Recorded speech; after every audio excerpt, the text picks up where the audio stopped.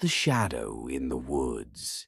Deep in the heart of the forest, there was an old legend about a creature that lurked in the shadows. The villagers called it the Hollow One.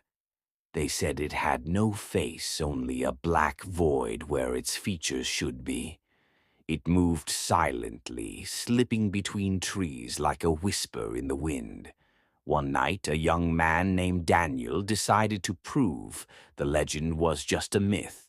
Armed with only a flashlight and his phone, he entered the woods. The deeper he went, the quieter everything became. No birds, no rustling leaves, just silence. Then he saw it. A tall, thin figure stood between the trees, its head tilted unnaturally as if studying him. Daniel's breath caught in his throat. His flashlight flickered, and for a brief moment he saw its face, or rather, the empty space where a face should be. Panicked, he turned to run, but the forest path had changed. The trees seemed to close in around him. He sprinted blindly, branches clawing at his skin. Then a hand, cold and boneless, grasped his shoulder. The villagers never found Daniel, but some nights they swore they could hear whispers coming from the woods, calling out his name.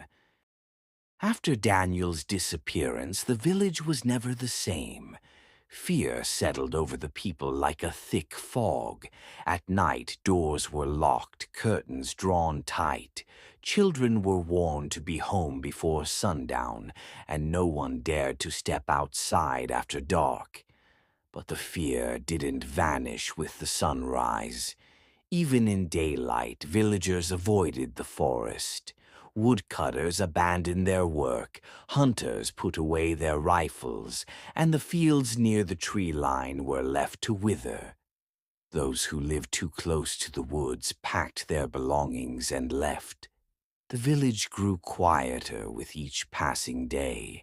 Some claimed they still heard Daniel's voice at night, soft whispers drifting through the streets, calling out names.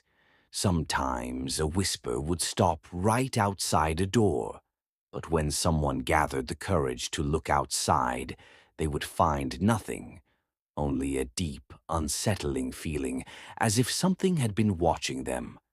Months passed and the village changed completely.